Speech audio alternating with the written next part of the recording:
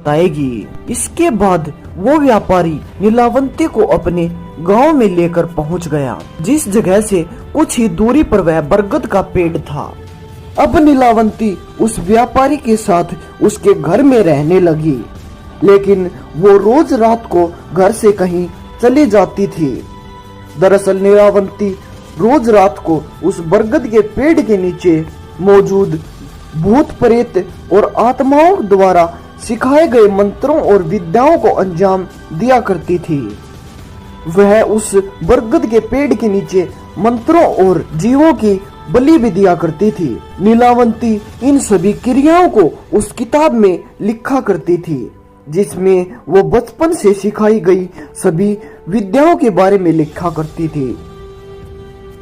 एक दिन नीलावंती को फिर से एक दिव्य आवाज सुनाई दी कि आज रात नीलावंती को एक जानवर की बलि देनी होगी और उस पेड़ के पास एक नदी में एक लाश मिलेगी, जिसके कमर पर बंधी कपड़ों में एक विशेष धागा होगा जो कुछ मंत्रों से अभिमंत्रित होगा, और उसकी मदद से नीलावंती आज असली यक्षिणी के रूप में अपनी दुनिया में पहुंच जाएगी। नीलावंती उस रात अपनी दुनिया में जाने के लिए पूरी तरह से तैयार थी, और रात में अंधेरा होते ही वह उस पेड़ की तरफ जाने के लिए तैयार हो गई। लेकिन आज कुछ लोगों ने उधर जाते हुए उसे देख लिया, और नीलावंती का पीछा करने का फैसला भी उन गांव वालों ने लिया।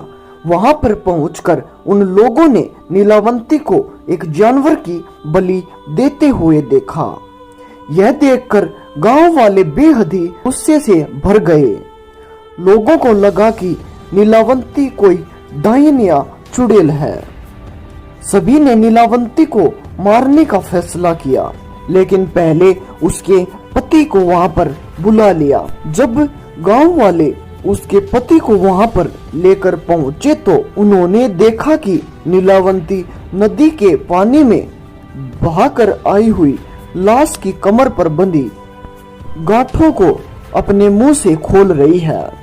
लेकिन दूर से देखने पर गांव वालों को लगा कि नीलावंती उसको खा रही है। इस गांव के लोगों ने नीलावंती पर हमला किया, लेकिन तभी उन्होंने देखा कि उसका पति भी एक पिशाच है।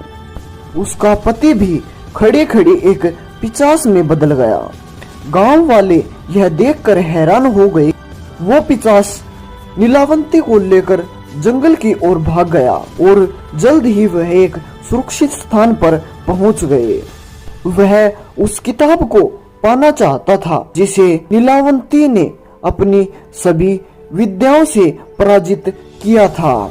पिशाच के उस किताब को मांगते ही नीलावंती ने उसे मौत के घाट उतार दिया, लेकिन कुछ ही क्षणों में पिशाच फिर से जीवित हो उठा। नीलावंती समझ गई कि इसे मारना बहुत ही मुश्किल है। तभी उसने उस किताब को एक श्राप दिया कि जो भी इसे बुरी नजरों से पढ़ेगा उसकी मौत तय है, और अगर इसे कोई अधूरा अध्ययन करके किसी को नुकसान पहुंचाने की कोशिश करेगा तो वह पागल हो जाएगा। इसके बाद उस किताब को वह वहीं पर छोड़कर उस बरगद की तरफ भागकर चली गई, जहां से वह अपनी दुनिया में पहुंच गई। बाद में इस किताब को जिसने भी अपने फायदे के लिए पढ़ा वह पागल हो गया, और जिसने भी इस किताब को पढ़कर किसी को नुकसान पहुंचाने की कोशिश की वह मर गया। अंत में इस किताब को एक ग्रंथ का रूप दे दिया गया। उम्मीद है कि आपको यह जानकारी अच्छी जरूर लगी होगी।